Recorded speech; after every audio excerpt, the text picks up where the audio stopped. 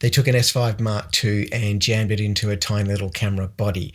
Somehow they managed to fit it all in, at least on the inside. It has a 24 megapixel sensor, it has 6K 10-bit video, it still has phase detect autofocus and that amazing stabilization we love from Lumix. It still has 96 megapixels high res using the pixel shift, and it still has the custom dial that I love so much. It also has a couple of tricks the S5 Mark II does not. Let's take a quick look at why the new LUMIX S9 is a great addition to the L-mount collection, and why I think it's a ton of fun.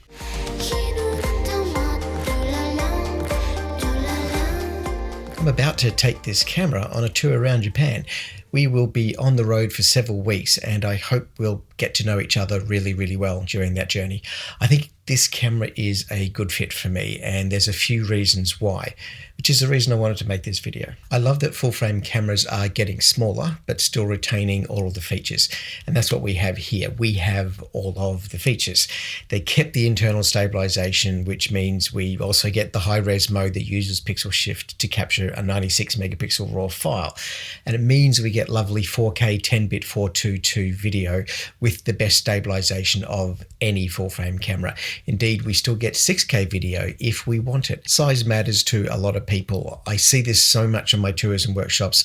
It's not just being lazy because you want to carry a smaller bag or have room for more than just cameras in your bag. The real gift of smaller camera bodies is having the confidence to carry around a city all day and not feel too self-conscious and not get worried that your neck is going to pinch a nerve from all that extra weight. Smaller cameras reduce that hurdle to simply getting out there and enjoying your craft. There's a few things you do not get on the S9, such as a viewfinder. You don't get active cooling. You don't get a mechanical shutter. I am 100% okay with these compromises. For sure, this camera is not going to be your go-to when it comes to wildlife. It doesn't have a viewfinder. But I want to use my G9 Mark II for that sort of stuff anyway. I don't want to do wildlife full frame if I can avoid it. It's extra hard work. And I have spent a lot of time shooting with electronic shutter instead of mechanical shutter in recent years. And it is very, very, very rare that this becomes an issue for me. In the studio where we used to shoot flash, and flash doesn't work very well with electronic shutters, we actually use continuous light anyway. So even for flash sync, this camera is not going to be a problem for us. And when I'm not in the studio, I want to travel light. And for that, I love the idea of a really, really small full frame camera. And this is a small camera. Indeed, my little tiny 35mm f1.8 prime on this camera body looks huge. It looks enormous now. Lumix are releasing a new pancake lens to go with the S9 as well. Something about the size of a lens cap, actually. It's going to be a 26mm lens with a fixed f8 and manual focus. They're just going all in on the small form factor. Exactly who will find that pancake lens interesting?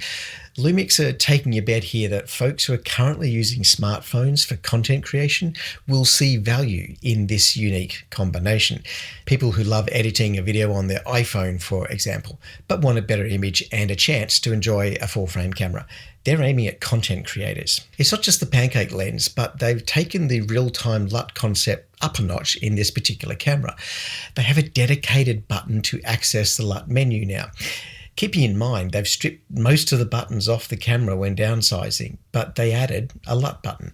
You can reprogram that to do other things, of course, if LUTs are not your thing. Panasonic are also releasing a new app for iPhone and Android, one that lets you download to camera more easily. It also does a better job of connecting to the phone, and it's easier to set up compared to the old LUMIX Sync app. Once connected to your camera, you can pull down stills and video in real time and have them ready to edit on the phone immediately. They even developed a new video codec just for content creators, using a smaller data rate and social media friendly specs. Do I care about these social media focused features? Not so much. I'll be honest, I am not the target audience here. I do see value in the LUTs for photographers though, because being able to see on screen an image that looks closer to what your final processing will be, that's helpful. The new app makes it easier to manage the LUTs, and that's a really important step forward. Lumix have also worked with a handful of photographers to ensure there will be a bunch of LUTs ready to play with in the new app as well. What draws me to this camera is the small form factor and that they've kept the custom dial. It seems like a small thing perhaps, and I know the vast majority of photographers out there are not taking advantage of the custom settings feature of their camera. I've written loads of articles about the custom dial and custom settings and why they are fantastic, and I probably should make a new video about that too. One of the cameras this is going to get compared to is the Sony ZV-E1, and my major hassle with the ZV-E1 was the absolute shambles they made of custom settings. I cannot stand that menu system, and in particular trying to recall or update my own custom modes was not a fun thing to do. So I am really happy to see the little C1, C2, C3s on this dial. If you're new to LUMIX, let me explain that C3 is a little bit special when it comes to custom settings. You have quick access to jump to any of the custom settings, but C3 has a library of up to 10 more modes that you can set up and save on the camera. You simply assign any of those 10 settings to be the current C3 on the dial, and you can give each one of them a name that means something useful to you. You can expect a lot of comparisons between the S9 and the ZV-E1 in the coming months.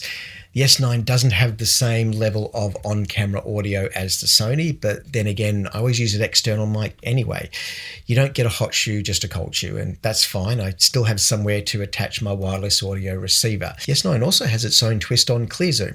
Lumix call it crop zoom, and it takes advantage of those extra pixels that the ZV-E1 misses out on. On the flip side, there's still no 4K 120p, and it still crops down to Super 35 for slow motion video. It is an S5 Mark II under the hood, 100%. It even uses the same battery as the S5 Mark II, and that's a good thing. There's also good news for early adopters that if you are planning to buy this camera and you are worried your RAW files won't work in your chosen editing software, because the sensor is exactly the same as the S5 Mark II, you can tweak the EXIF data on your RAW files, and software like Capture One will not see it as an S9 file but an S5 Mark II. I've tested this myself and it definitely works with Capture One. It opens up all of my RAW files without any drama once I've edited the EXIF data. This is a big deal because we all know Capture One put LUMIX last on their to-do list, so don't expect any native support for the RAW file anytime soon.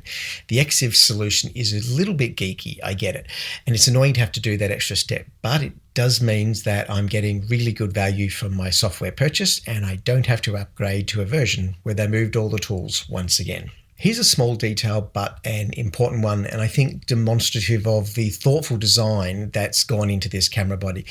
There's not many buttons on the top of the camera, but there is one for exposure control. On the larger bodies, you have a rear dial that you can assign to exposure control directly, but there is no rear dial on this particular model. So instead, they put a button to engage exposure control via the main dial. Another small detail, but very well delivered, is a little notch where your thumb goes. This made it so much easier to carry around for a whole day, and it just gives that little bit of grip where you need it. Nicely done, Panasonic. Nicely done. I am interested to see what owners of Micro Four Third cameras think about this new model. If you own a G9 or an Olympus, does a camera like the S9 appeal to you at all? Does this camera body do enough to reduce the size and weight of moving to a full frame system? The lenses are usually much smaller on the Micro Four Thirds, so this camera won't fix that unless the f8 pancake lens is in the happy zone for you. I can imagine folks who like hiking but don't like carrying heavy lenses, and they will love this particular combo. They can step into the world of full frame, and further down the track, they can think about buying better lenses. In many ways, this is the camera I wish Sigma had released all those years ago when the L-mount Alliance first launched. The Sigma FP was such a great little unit, but had some critical failings. No stabe, no flippy screen, and a strange choice of video codecs. I really wanted to like the Sigma FP, but they just missed the mark on so many important factors. Well, the LUMIX S9 feels completely different. They did not miss. The build quality is excellent. The compromises are well thought through. And now we have a new addition to the L-mount family that fills an important gap for many photographers. I'll be reporting back in a few weeks' time on how my travels with the S9 turned out. We'll see how the ergonomics really play out in the field.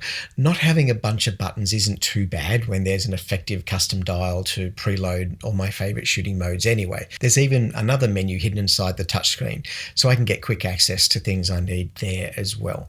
When I review cameras, I like to have quality time with them. I find a lot of issues don't become obvious until you're working on a commercial shoot and suddenly you realize where something falls short or is absent. So I'll have my proper review for this camera ready before they hit the shelves. So click that subscribe button if you want to make sure you get to see the full review when that comes out. Thank you for joining me all the way through this first look at the LUMIX S9. Most of my channel is actually about the art of photography and less about camera gear, but please have a rummage through my videos here and see if there's something else you might enjoy. Have a great day.